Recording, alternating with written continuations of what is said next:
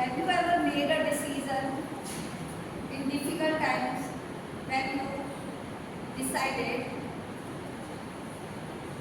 to do or not to do? Very good afternoon, fellow Toastmasters and guests. On June 14, 2014, me and my family were out for an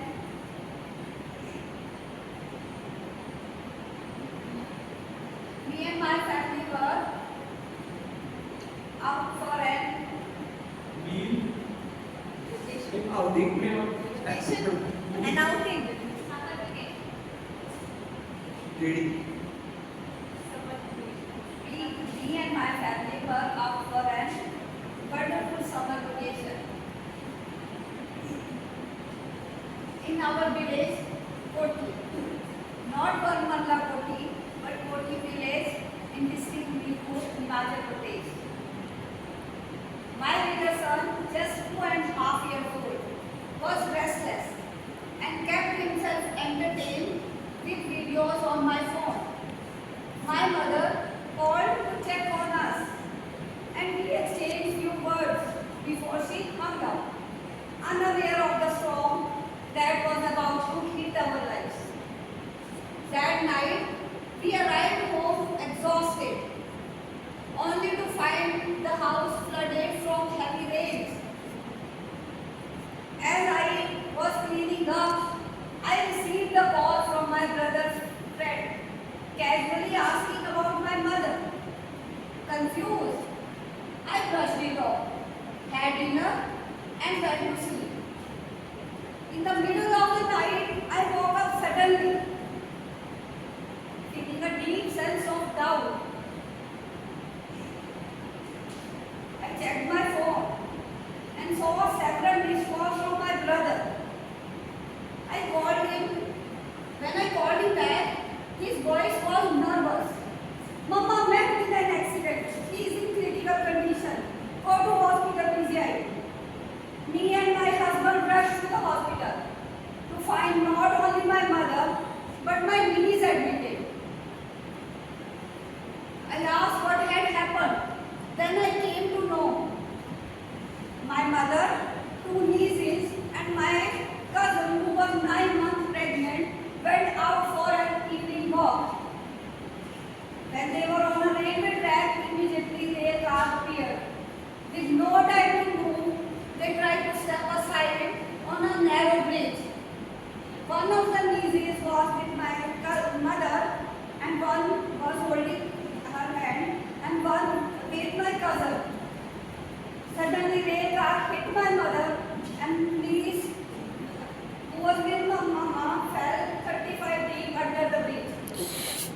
Both were taken to nearby hospital, and from there they referred to PGI Chandigarh. Luckily, my niece was stable, but my mother's condition was critical. She had head injury and her femur fractured. She needed immediate surgery.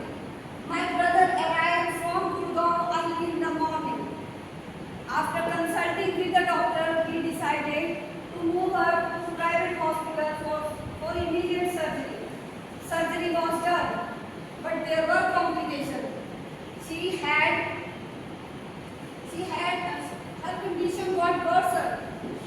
Her fluid entered her chest and she had to be put on ventilator. My mother's condition did not get better. Bills kept rising. Stress was high. My brother and I were discussing whether to stay here or move her to the government hospital where I was working. I insisted on moving because we could not afford private hospital bills. We decided to transfer if we could get ventilator. With the help of my department head, Dr. Anju, and anesthesia head, Dr. Alvalda, I arranged ventilator. But during the shift, my mother's condition was very critical and my brother blamed me, saying, if anything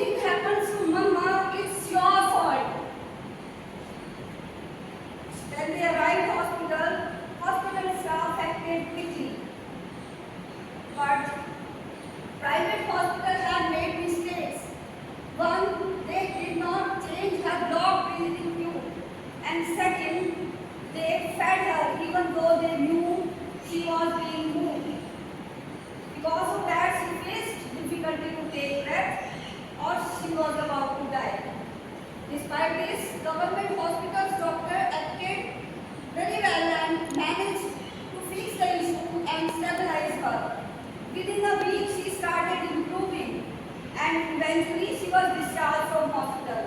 I was incredibly grateful. Looking back, I see how fragile life is and how our decisions in dark times can make a difference. My brother and I had difference of opinion, but in the end, my mother survived. Yes, it's because of doctors, but also our hopes and prayers.